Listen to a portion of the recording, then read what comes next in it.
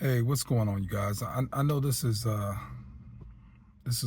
odd time to be quote unquote aging out on jobs. I know a lot of the folks that I know and have heard of through friends are really having a problem with getting employment when they're either approaching 50 or over 50. I myself am 52, almost 53 years old, and I recently left the job. Just didn't feel like it was a great fit for me and decided to kind of pivot to something else. And I realized that it's hard to get the true opportunity to pivot to something else when employers have a lot of the leverage and they want younger folks. I think the technology issue with AI has taken away a few jobs, and also um, I think that companies really are banking on the fact that the economy, although it may be okay, um, it's still a struggle to find the expectation that they want in the workplace with either older employees or with younger employees.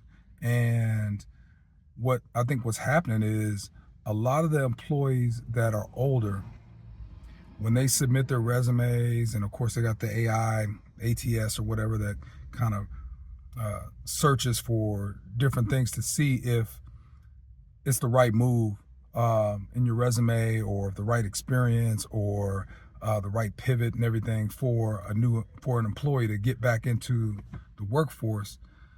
But it's a lot of folks that don't know how to set their resumes up, and a lot of businesses and companies in general, they're really looking at trying to figure out ways to just get information. I mean, I hear more and more about ghost positions are applying, and you go in, and to even accept some type of notification to know that you're in the running for a position, you have to say, hey, yeah, I want text messages and I want emails and all of that.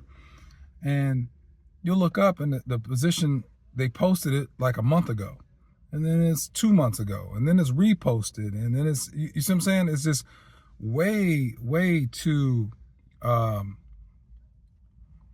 it's way too many postings for not enough field positions. Okay. And I see a few videos out there on different channels on YouTube, uh, and other platforms where they're discussing this. And it's like we got to get back to having a unified workforce. You need folks that have experience, and then you also need some younger folks that need a chance. And it's the mixture of that workforce that makes us work better. Even though there's that generational challenge and the gap and all of that, bottom line is, I can't tell you how many times I've been in a position or on a job, and I've noticed that some of the younger folks, they're eager to learn. They got a lot of drive and ambition, and but yet they're still open to learning from their seniors and elders, and folks that have way more experience, and sometimes a lot more knowledge in a specific area or industry or niche. So um, you know I just want, if you could put comments in about what you think are the biggest challenges that are affecting, sorry for all the shaking, challenges and uh, things that are affecting the workforce today. And for anybody out there that's been looking for a while, don't give up. It's easy to kind of give up because you see so many rejections, and I've been through it, and it's even lightweight depressing because you see the frustration that's going on every time you go for a job interview, and sometimes it's not even enough time slotted to give you a real interview. So you just feel like you're just a number in their pool. But don't give up, and more importantly, maybe this is the time to look at your entrepreneurial dream. Don't give up on your dream. You know what I'm saying? If there's something else that you'd like to do, don't don't stop pushing for that due to a job. Go do the job, and on your off time, put in some effort to try to position yourself to make money and income in a different way.